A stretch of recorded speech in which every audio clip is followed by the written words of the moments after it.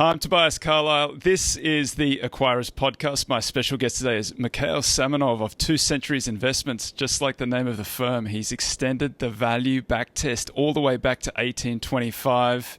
We're going to talk when Vanderbilt got his steamships, when Charles Babbage invented the difference machine, when value outperforms, how it draws down, right after this.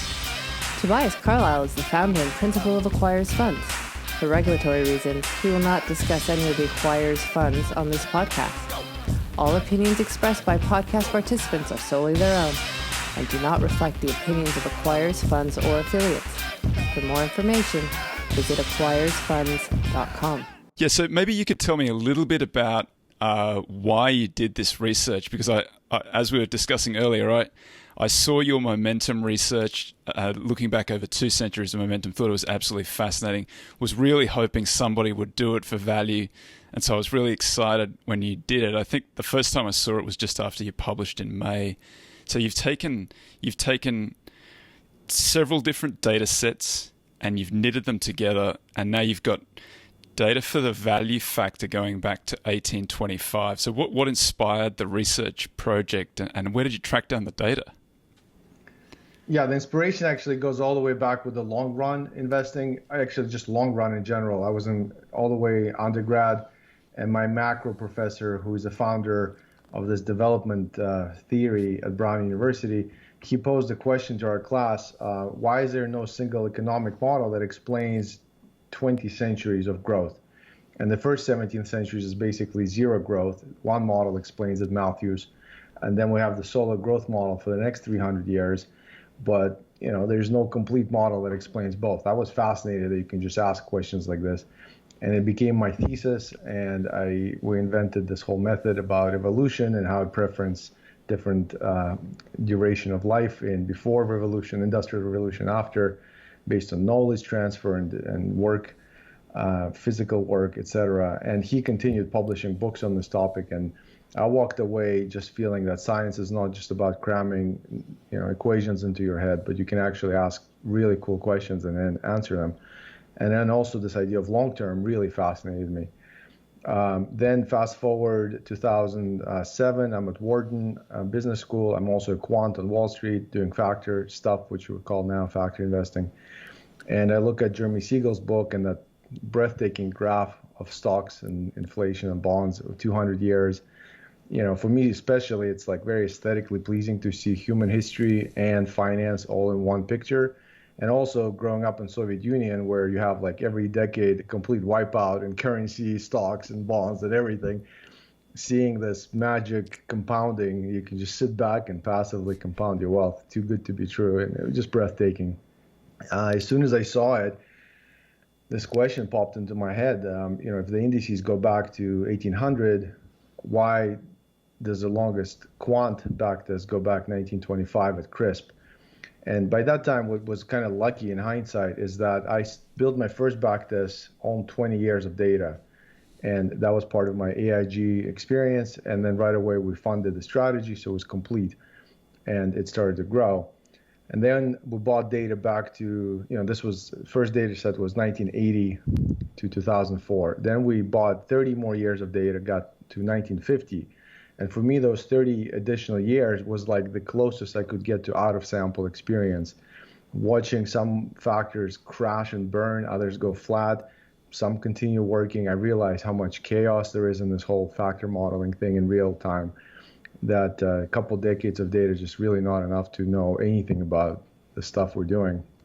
And I got obsessed with this extension idea, and then the CRISP data and back to 1925, and on the background also momentum. The investment philosophy I was within. I was the first quant inside a fundamental shop, and they were very comfortable with value and quality, these fundamentally sounding ideas.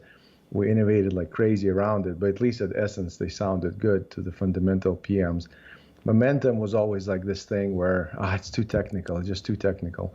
And then Eugene Fama, of course, in Chicago wouldn't approve it either, the academic quant. So I had this dose of doubt, even though the results were really benefiting from adding momentum, both correlation-wise and return. And so I was just always thinking about momentum. When we got back through this data extension to 1925, all of a sudden I see that massive crash of momentum right after Great Depression in 1933, massive drawdown. And that was like a whoops moment. Like, because I'm living that history as if it's coming to me, as if it's future, not like some distant, past I can ignore. It left a big impression to discover that. And risk management, expectations, how much weight do I put in momentum? I put a tiny, tiny weight. All my factors have very small weights. And so when I saw the Jeremy Siegel's graph, it's right away, momentum. Two questions. Is it real? Is it going to exist on this untouched data? Then you can't say it's data mined. And B, how often does it crash? What does a true distribution look like? And by December 2008, like I mentioned, that's the first little run of backtest I did. Yale, International Finance Center there, Professor Gutzman, they very nicely just put on their website the stock level data. It's been sitting there since at least 2008, which is when I discovered it. I think it's been there longer. And it was enough to run something really quick and dirty. But, it was there. The spread was statistically positive, lower than recent history. But the crashes just jumped off the page.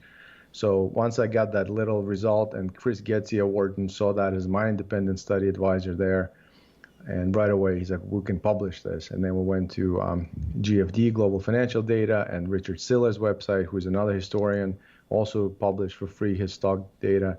We blended it all together, and we got momentum. And then it took 9 years to make it sound very academic and get all the feedback and all the other robustness tests. But crashes are there. And then the momentum crashes, of course, became a popular topic. But, the thing with long history is that a lot of people either hate it or love it. Either they say, why you go so far back, it doesn't matter, or they just obsess over it. I'm sort of like fascinated by it, but I take a moderate approach. So the things I say long history helps us protect us from short history. Short history can be really misleading, especially about risk and things like crashes. We definitely set very high expectations for factors, I believe, both momentum and value and many others, when we just studied 1980 or 1950 to 2000, where a lot of us grew up as quants. And then 20 years later, we're all like now struggling, figuring it out. But if you go back to 100 years, 1950 to 2000 becomes this unique period. And longer history has a more subtle way of seeing, how good these things really are. So momentum is perhaps a little bit easier to calculate because you're only looking at price when you're doing that calculation. Value becomes more difficult because there's a fundamental component and you have to find that fundamental data and marry it to the price data. And so the challenge, I guess, is you have book value data going back to 1920 in the Fama French. I think it's roughly 1920 in the Fama French, in the French data, and then how did you? So there's two posts of yours that I just wanted to talk about.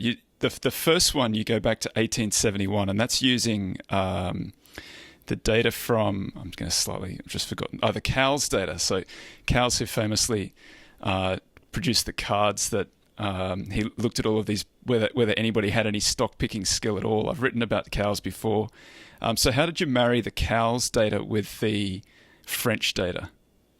Yeah, the fascinating thing about Cowles data is that they lost all the underlying stocks, because as soon as I had this idea at Wharton, the first place I went to was Yale. And I emailed them, and the Professor Getzman said, unfortunately, the industry data is still there, thank God. But all that hard work of punching those cards in, they blamed some administrative assistant. I don't know if that's true or not, but there was no computer, so it just disappeared. Right, so there was really a couple ways to go about it. If some academics want to pick it up, and maybe somebody's already doing it right now, there is a way to go more fundamentally in terms of data collection and look at company annual reports and just collect the data. That's really painful for many reasons. Then there's a shorter, quicker way with Moody manuals, but they only go back beginning of 20th century. That's what Famin French used to get back to 1925. By the way, I asked them also, why they started in 1925, and they said, well, it was just a couple of years before the Depression, and we couldn't go too far back, and that's random, basically. But at least it captured that. At least in the price to book data, you capture the Great Depression, which I always looked at like it was this complete anomaly. And you look at the book value breaks down, and then book value doesn't perform at all for this sort of 16-year period. And I just look at it as like one of those things you can just dismiss that as something that might never happen again. But the interesting thing is when you include that longer data, it really becomes clear how they're very rare, the events, but they are still pretty regular. That's absolutely right. Exactly. And in fact, if you think about the whole stock market and things like a 60-40 portfolio, these insights really carry over. Before 2008, nobody looked at Great Depression drawdowns of a 60-40, which are like 65% for 60-40. And then the 30-something percent drawdown for 60-40 in 2008 pretty much cleaned up a lot of people, and they had to rebalance or sell. So yeah, long history is fascinating if you start taking these things as repeatable events and hard to predict when. So in terms of your question, value. So first, right, I'm sitting there in the spring of this year. Value is just continues to get hammered. I'm feeling, bad for a lot of my friends who are value investors, and I don't do direct value like this investing right now. For the past 10 years, I don't do traditional factors at all in equities, but I'm still a big fan of that research and keeping track of them. And so value, right, was on my radar. This industry data from Cowles is sitting there filled with the PE ratios, right? We'll have all this PE ratio data there for all the industries on their website, and they have total returns. And they have a lot of, I believe, 68 industries. So it's quite a wide number of industries that they provide. It almost becomes very related to stock specific. At some point when you go really granular in the industry groups, it's almost really kind of pure value in the sense that there's a risk maybe factor more than alpha. So yeah, it's using these PE ratios and the total returns for industries, and we rebalance once a month. We rank on the PE. I do the lagging so that the earnings are lagged to make sure the information was there hypothetically in this long, deep history. And so that data goes back from 1871 to 1925 when Famin French price to book data starts. So that was the first part that I did, right. And you construct, so the test is it's long, short, long the cheap third, short the expensive third, rebalance monthly, and you run it from 1871 to the present. And the kind of interesting thing, so I looked at what happened in 1871. It's 6 years after the Civil War. The Gilded Age starts in 1874. The telephone gets invented in 1876. The light bulb is invented in 1879. And value investing works, despite all this technology. I know. I love the way you put it. When I gave talks on the Momentum paper, which started in 1800, it was fascinating to say it was just a few years. The stock market, got started a few years after the Revolution and the independence, and then it got started under a tree on Wall Street, and the Buttonwood tree, right? The Buttonwood Agreement. Buttonwood trees. A few dudes traded some stuff, and then it moved to this Tintin House, I think it's called, which was a gambling. The Tontine Coffee House. And I love that whole gambling and investing right away. The one like during the day you're a commodity trader, at night you just play poker or whatever. I love it too. I 100% agree. Yeah. So the really interesting thing, I saw this in your blog post. You talked about Benjamin Graham referred to a backtest, and you think that he was talking about the Cowles data when he was talking about his backtest, where he said he looked back about 50 years and he thought that value had produced about a 15% return on. Presumably that's the long side that he's talking about there. Right. I mean, that's when it appears to be some of that early backtesting is taking place. I'd be shocked if they didn't know each other. We can ask, Jamie, the guy who does all the actual historical, look up the evidence in the newspaper. Catherwood, I think is his last name, if I said it right. Yeah, I'm sure they were sort of familiar with each other's work, and I don't know if he used exactly his data or not, but it appears to be, at least in spirit, that's the period that was being looked at. And it's sort of like, in many ways, echoes how we as quants around 2000 were backtesting a really golden age of value. And if you happen to have very few drawdowns, and then you got started, you're going to have a lot of conviction in value, and then whatever happens next will either help a lot or not. Graham had to live through some drawdowns really early on in his investing career, but then they had this really nice long run, and then he was able to liquidate sort of on the top, and then Buffett took over and also had this really nice 3-4 decades.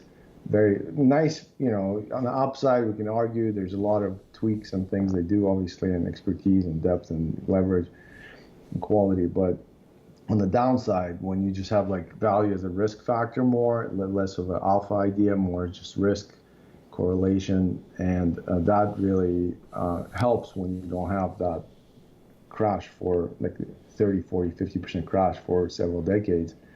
And now it's coming back.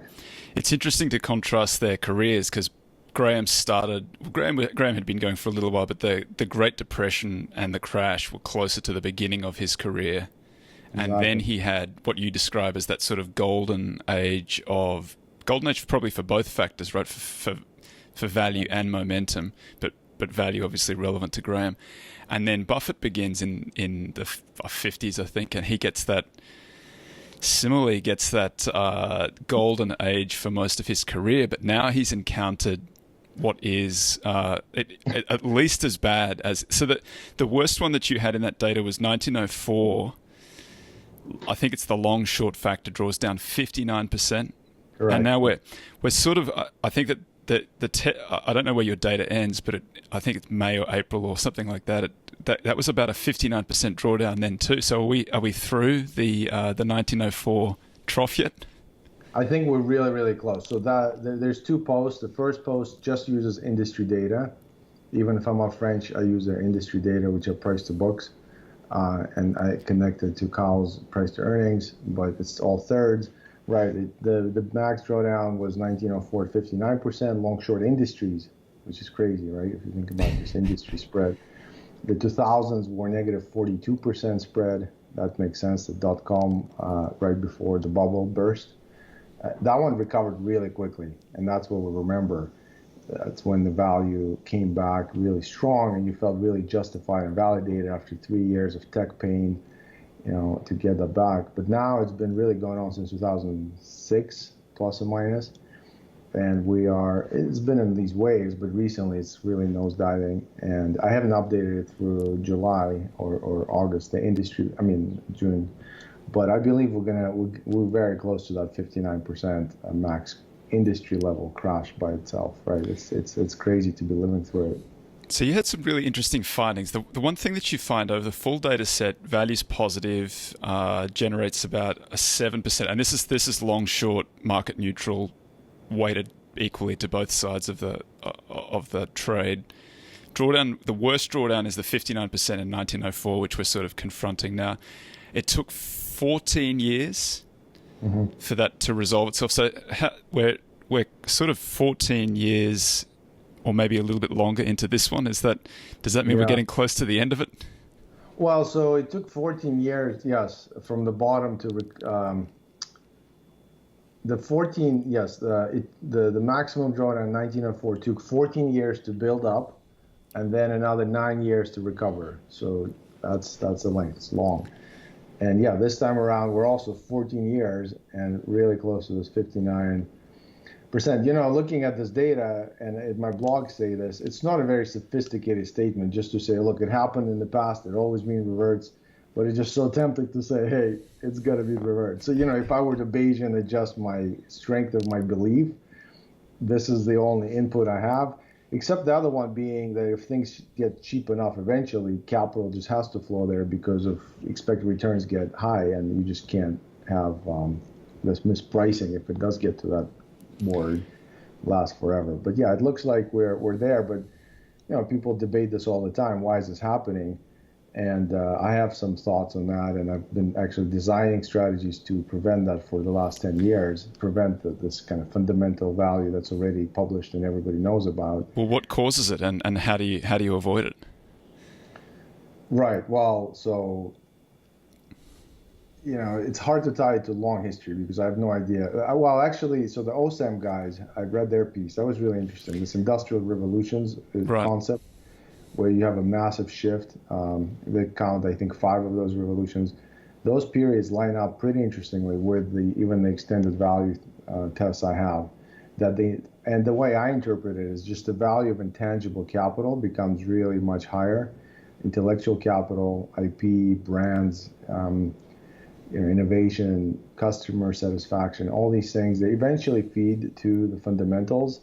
But now when they get priced a lot sooner and earlier, it's much less about the tangible capital, like book values, but also even the earnings. You can see a lot of negative earnings are still getting bid up. Of course, it's always two sides. At some point, it does become overvalued in a bubble, and maybe we're already there. But during the last, at least since this 2006 period, I think that's one factor, is that things that are part of companies' value have become very different than more tangible value.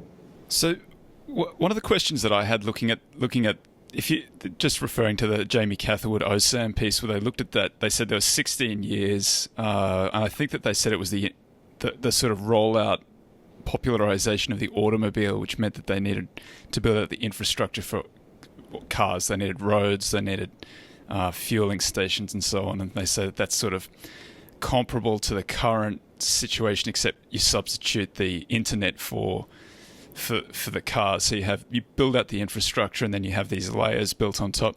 So does it start in 2006, or does it start in 1999? And we had this little catch up midway through, but now we're maybe much longer into this. It's a good question. It might as well, because if you go to that far, if you basically ignore the 2001, 2, and 3, where value really caught up and recovered its drawdown, at least if you look at industries, which is maybe slightly different probably going to be a little different from stock level. But if we just keep talking about the very granular number of industries in the back test, that goes all the way back to mid-80s, the drawdown. Oh, so really? Maybe you can even say that, the entire 90s, and we're still in that 30-year window of transitioning to the digital world. And of course, now it's accelerating. So the last thing that you discuss in that paper, you say that there are a number of reasons why people think that value works. And I think that you sort of said, I don't have any view on whether it's a risk argument or whether it's a behavioral argument. But do you have any thoughts? Why does value work? This the risk story is very good in many ways, academically, conceptually, about all factors, value and momentum and anything else, even the stock market. The premium story, compensating for risk. We all speak that language. It's very good for risk management. It's very good for diversification. It's very good for attribution. Like, we can decompose Buffett's returns and have these cool attribution models. And we've gotten really good at it. It's also very engineering friendly, and it just fits a lot of math and models. But I think there was there's a big risk of saying that if something is risky in terms of covariance, there's correlation, we're going to tie it to some theory that there's a compensation necessary for that risk and correlation. And then we're going to say, we're going to put in a portfolio in a massive way because we expect it, just like the stock market, to deliver an equity premium. We're going to have these other factors delivering premium. Because look, they crash and they correlate. The stocks that have those exposures correlate with each other. So they influence the risk matrix for sure. But is it really safe to really count on those premium always being there? And I always go back to being the quant. I started in 2004. Building the first quant models were launched in 2005. By that time, 75% of the market was in the hands of top 3 players. And the whole quant space was less than 10% of the whole industry. 90% was fundamental. And within that 10%, 75% was the top 3 quant firms. And we were doing a lot of stuff. We weren't doing one factor with a simple formula, give it to everybody. And it was brutal to compete. And then the top 3 kind of blew up in '07, and then again in '09. And then the whole quant industry went dark for a while until this revival through smart beta, enhanced factor investing, and ETF transparency, liquidity, all that story came back, which in one way we're all happy as these old kind of quants saying, hey, quant is popular. On the other hand, I was just going, oh my God, how is this going to play out? Because all the sophistication we used to have didn't beat index. Our strategy had 125 factors back then, and it continued to outperform for 15 years. It did positive 2007, positive 2009, information ratio 1. So I kind of like navigated this turmoil of both my firm falling apart, market falling apart, quants falling apart, and just focused on innovation. So, that's why a lot of my blogs come out of all that stuff. But why value works, why anything else works, and sharing with you how I was discovering the earlier history as if it was live and out of sample. You become really humble, and you kind of start to figure out how many ideas do I need to have, and how accurate are they going to be? What is my real goal here? Is it to beat my competitors, or is it just to at least have 1 basis point above the benchmark? That was my goal back then. Now it's different. But back then, I was a young quant. There was nobody above me. I was on the hook. So I just said, I don't really care about how much I beat this benchmark. I just need to at least 1 basis point a year to say I'm positive. And it ended up being 100 basis points. I didn't care if my individual idea was right or wrong, or if in French would laugh at something I did there, or I didn't have to write a dissertation over it or do a mathematical proof. It was just kind of like intuitive gut. If I think of it and I test it and it's positive, that's good enough. Take it in. Worst case, it's going to dilute the positive ideas with random noise. Absolutely worst case is going to flip and become, from a positive T-stat to a negative T-stat, which is really, really unlikely. Most likely, if I data mine too much, it's going to become random. But because I'm not just pressing buttons, I'm constantly thinking, reading, and innovating. There's going to be enough of these gems. I just don't know, if you take a bunch of sand, which one is a diamond and which one is a sand. Only time will tell, as I discovered with these extended decades backwards. So I had to have enough ideas in there to continue staying positive. And with value, we've seen this with quality. Around 2000, there was a lot of literature in Sloan and those guys on quality factors, and it kind of went flat for a while. And I remember looking at that, and it was really like an inverted hockey stick. Like it's not even like if you did a long-term back test, it's the scariest type of outcome. It's one thing where it just keeps zigging and zagging, and then you add other stuff to diversify it. And the other one is it's pretty straight, and then it just goes horizontal. And why is that? It's just been flooded with capital. So that was my thinking. Yes, a lot of quants were doing it. And so part of it is also being a little contrarian, or let's say even unpopular. Contrarian, I think, gets misused a lot. It's like you're just contrarian to the market prices. But even contrarian can either be popular or unpopular view in given times. Being unpopular is really, really hard. That's when you say something and people look at you like you're crazy. Why are you doing this? It's much easier. Like it's very popular in the spring of this year to be saying it's all going to hell. And I have that instinct. I have that bias. It's a contrarian view when the market keeps going up. So with quality, I looked at it. It wasn't hurting our models. It wasn't adding to our models for that early period. And I then decided to double down our research. And we went really granular into the balance sheets and cash flows and modeled very subtle things, put it all back together, quality 2.0, backtest got better. And then I just said, if people are going to hate it and see this hockey stick and pull money out, we want to be there. Plus it's defensive. And then around 08, 09, and actually for many years later, that part of the model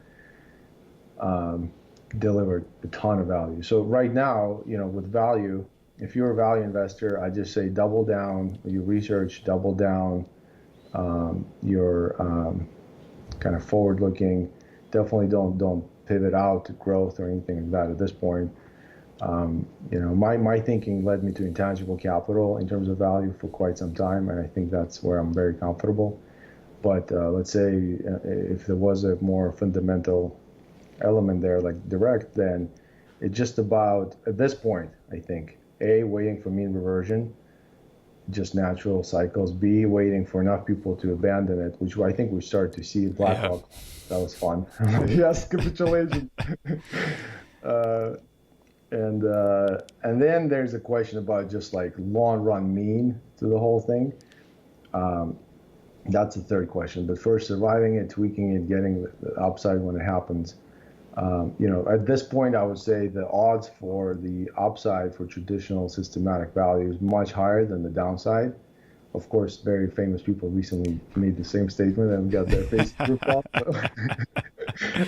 You're referring to Cliff with his Valuesburg address and so on. One of the second post that you put up, which I think is kind of fascinating. This is the one where you take Gertzman's data and you go back to 1825, and just so folks know what was happening then, Charles Babbage invents his difference machine. John Quincy Adams is the president of the United States of America. Vanderbilt has the new industry of the day, which is steamships. He's operating a fleet of steamships, and he goes on to become one of the wealthiest men in the States. It's regarded as the first industrial revolution, so it's one of those early periods of technological advancement that potentially is very bad for value. It seems like that's the thing that hurts value the most. And so the way that you've constructed the data through that earlier period, and you say that's a very rough approximation of the value factor. You're forced to use the dividend yield. So how do you adjust when you're using the dividend yield, and what's wrong with using the dividend yield? Right. So both of those data sets are Gertzman, the price data and the dividend data. Dividend data is annual. The number of companies that have dividend data is much, much smaller than the monthly price data. And you can't really tell whether the companies that don't have a dividend don't have it because they didn't pay it or because they just didn't find it.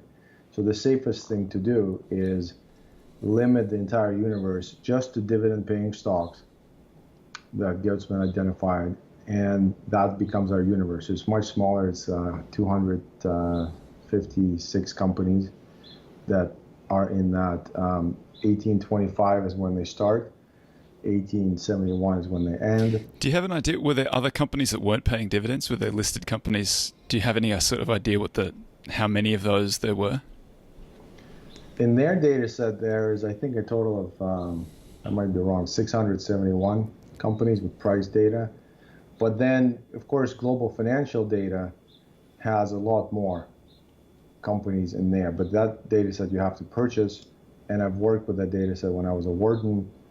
And so there's actually a lot more companies. And, one, just as a side note, what's interesting is when the CRISP data starts, the number of companies in that first month and second month and first few years is so much smaller than when global financial data ends in that same period. You have like multiples of number of securities. So they just weren't tracking them. They just missed them when they started tracking them. Yeah, survivorship bias issues and all that stuff. So all of this is highly, highly approximate. What I get out of it is like just general patterns of drawdowns, correlations.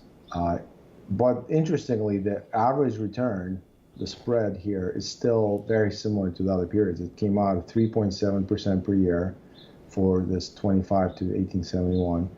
And then comparing to the 1872 to 1926, it's also 3.9% a year. That's industry spread. And then from our French is 2.7. Actually, it's lower a little bit. It depends how you look at it. I try to make it most consistent definitions for each period. So I guess there's a few philosophical questions. Why use a very long time period to what does that give you? Right. So it gives me I believe the first thing it gives me is a better sense of the truer distribution of whatever we're looking at. We all know things are not normal in finance. Even the basic S&P 500 returns are not perfectly normal. If you look at the left tail, which is what we worry about, the crashes, we know they're not normal. And so if we just look at short history, we'll totally miss them, most likely, especially if we accept the strategy and start investing using the strategy. It's very likely that a left tail was not in the recent past, unless you're very unpopular and you're just going to go at it. And so, starting with momentum, when I discovered that first left tail in 1933, and from our French data, I just got obsessed. Like, what other left tails can we find? And nothing like adding 200 years of history or 125 years of history gives that a shot. The second is this thing that keeps, when I was at college, I was more a theoretical econ guy. Definitely didn't believe it was possible to beat the market. Like, I was very influenced by markets are efficient and forget about it. And then when I got that first job as a quant, where I had to come up with a model to beat the market, I was terrified. It was almost out of fear that I just kept like innovating. So this idea of data mining, were these factors data mined and are they real? When you add untouched, kind of this, it's not pristine in terms of quality, but it's pristine in terms of nobody messed around with those 130 years of data. And you test something and it comes back with a positive statistical t-stat, it's like, whew, this thing is real. I can almost touch it. Like, at least it might be dead now, but at least it existed and I'm not just miraged by somebody, fitting in history. And so those are the two major reasons. If I continue working on it, studying when something happens, like a crash, and trying to explain other factors in the macroeconomy or innovation or industrial revolutions or whatever it is that help understand these spreads. But I think it's very hard to time them just in production point of view, even to implement these trades on timing factors. It's very hard. You give up a lot of correlation benefits because they don't correlate. So if you start overweighting one, you're just sacrificing a lot of diversification. And that's not even to mention the fact that predicting when one does better than the other is really, really hard. So I like history it gives me confidence about the left tail. And the thing with left tail, so my whole philosophy, just for a second, about what is risk, what is volatility, it comes in here. And that's what drives 2 Centuries Investments, the firm I'm with. I think the firm I started, I think about it as an asset owner, less as an asset manager, making products, raising assets. That's all great. As an asset owner, my own capital is all the strategies. What is risk for me? If volatility is different. Volatility is something that's moving up and down. If I understand it, if it's expected, if it's normal, I don't sweat things. Risk is when I give up on something. Risk is when I have to change a strategy. I'm going to lock in permanently some losses. I'm going to give up the unrealized gains and cancel out long-run compounding, start over. That's, risk is when you're lost, you don't know what to do, you give up. It's kind of behavioral for me, but looking at left tails, those crashes, for value momentum, or in my case, asset allocation like 60-40 or other stuff, I want to really put in that worst case as if it is really a worst case. Like 60-40 portfolio, worst case has been almost 70%. It doesn't mean the future can't be worse. Hopefully it's better, but it can be even worse than 70. But if I can't even stomach 70% loss and statically keep rebalancing, when that's happening, it means you're have to be selling bonds and buying stocks more and more during that depression, let's say. If I can't honestly stomach it, and I have a long-term investment horizon, and I want my capital to move through decades or centuries for my kids to keep doing this, I got to put in these long-term expectations that history gives me as actually they could happen tomorrow, or they could happen 200 years from now, I don't know. And building around that makes you more resilient and there's less risk in the system, that risk in terms of giving up.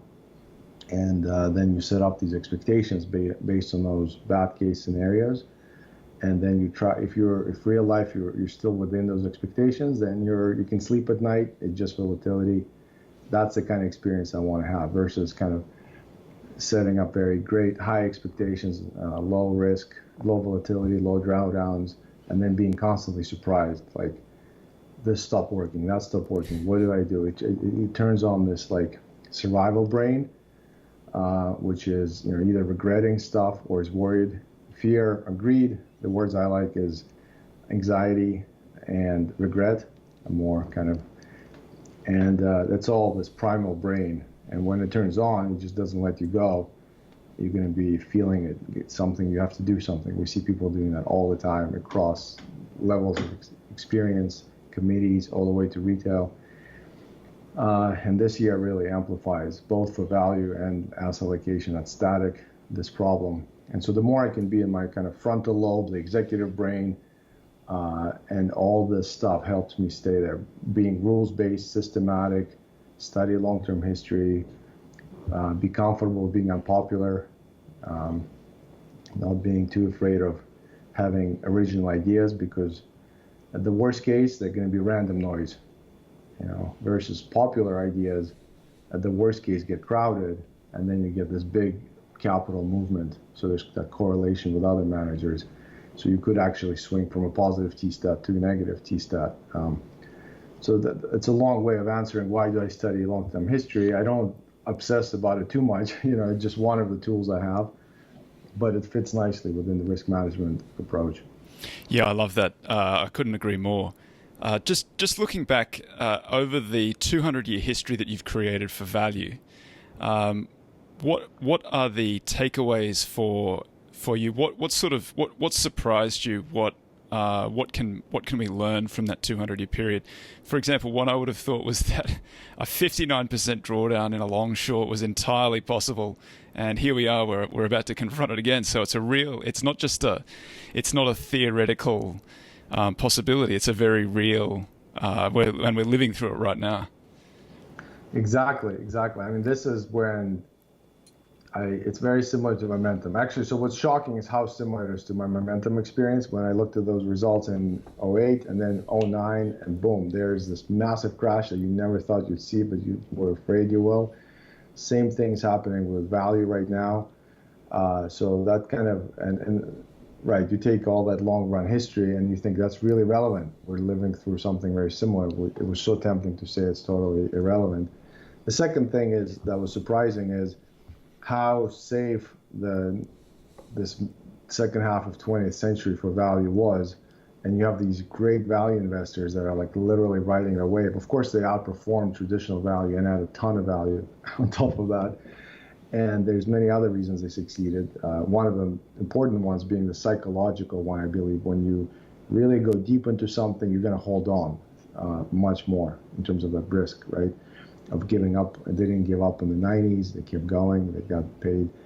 But zooming out, there was definitely a lot of positive wind in pushing them in this value. And now you see the cracks, and not even the cracks, but the pain, the real deal.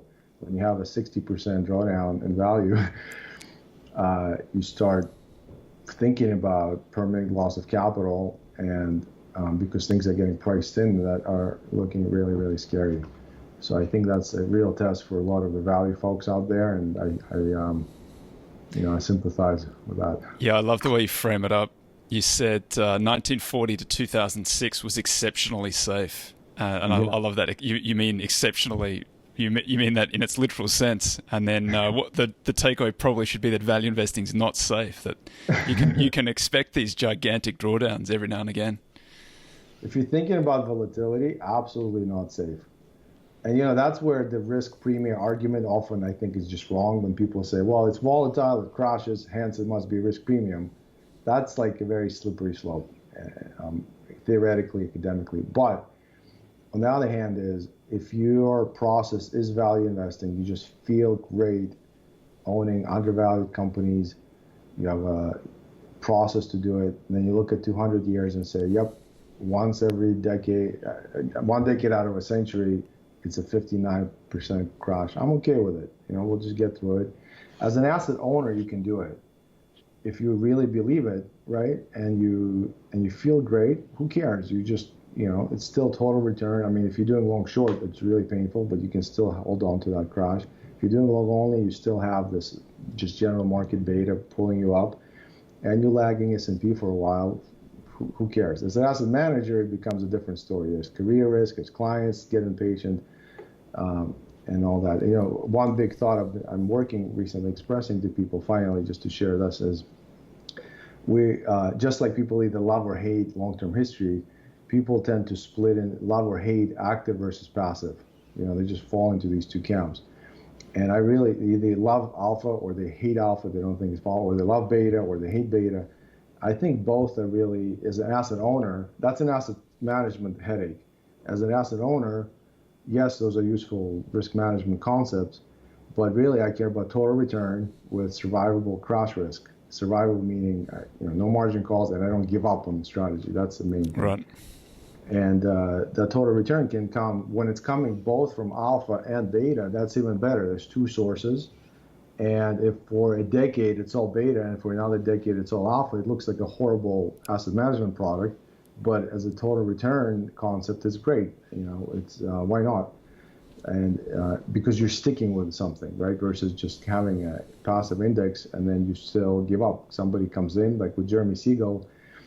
He was in the stocks for the long run. His book, I loved it. And then he moves everything to dividend investing, and then to 60-40, and now 75-25. And there's very strong intellectual reasons, but for me, that's risk of investing. You start on path A, and then you're on path B, and then you're on path C. So to avoid all this, my takeaway from all of this is, studying history, building your personal resilience, and just keep doing what you're doing. And then, evolution and innovation is also part of my DNA. But so if you blend things well, you continue to innovate without having to switch what you were doing.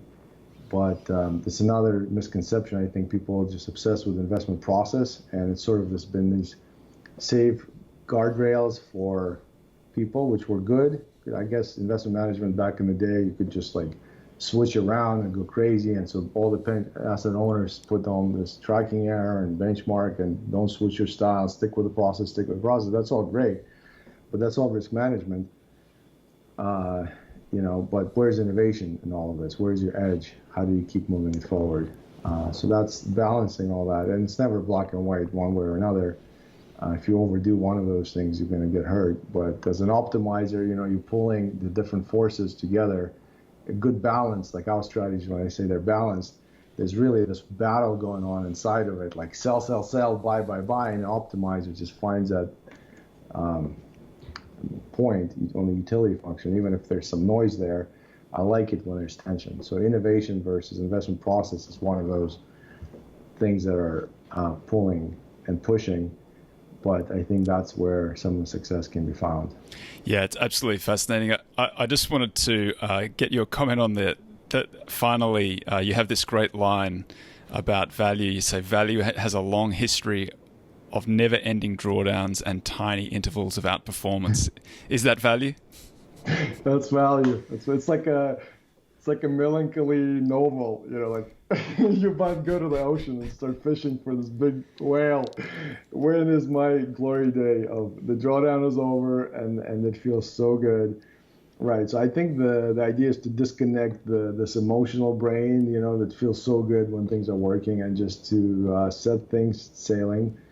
And there will be some really, really awesome periods for value ahead of us that will, I'm sure, get us out of this drawdown and generate positive return. I'm really sure about that. The question is when and how much patience you need until then.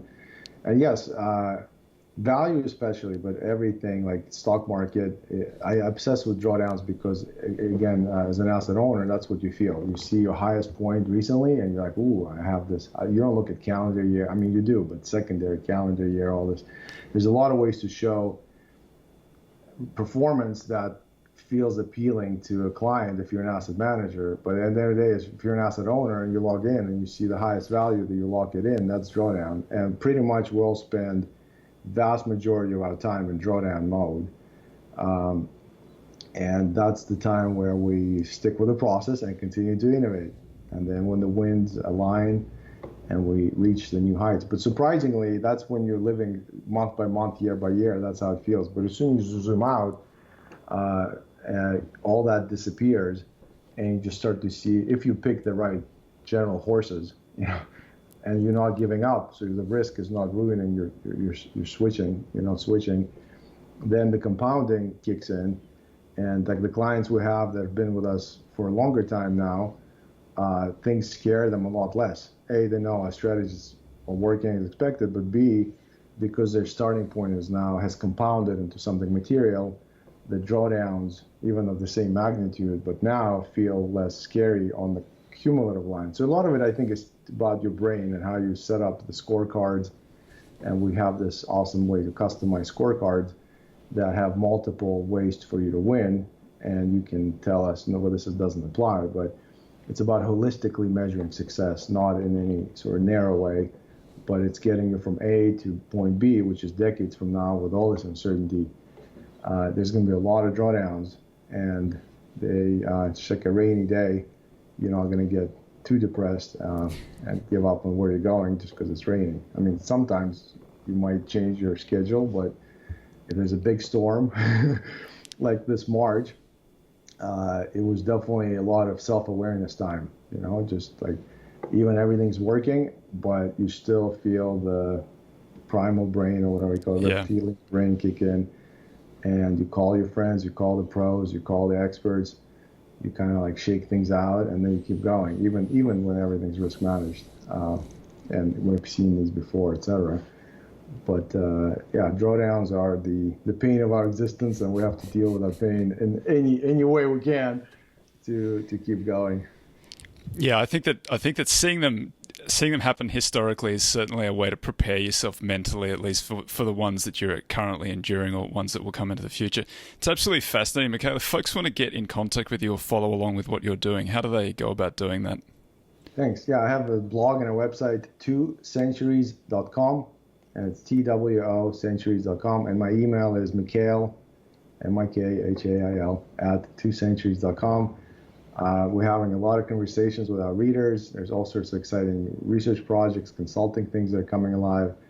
And I definitely, part of my passion is to help the industry get better. I've been in finance for a long time. From day one, I was going to conferences and seeing things, and I just wasn't inspired by traditional quant finance or finance in general. Like I would maybe look at other industries and feel all like, oh, there's cool stuff happening there. There's a movement, there's purpose. And so that definitely drives what I do, and that's why I kind of try to share as much as I can and collaborate with other, buy-side even firms that would do more embargoed, but it's still IP sharing, just so we all can get better. There's a lot of win-win situations from collaboration more in this industry, more creativity, more innovation, and learning from each other. And I really like your work, what you do. Thank you. Really fascinating. I've been listening to a lot of them and seeing you on Twitter, and it definitely, that's the kind of thing that feels that was missing for a long time. And now it's getting more democratized, let's say this. But there's this great benefits of this community, and you kind of learning from each other, and there's more purpose behind all of that, I think. And I really enjoy that. Well, it's very kind. Mikhail Samonov, 2 Centuries Investments, thank you very much. Thanks, Toby. Have a good day.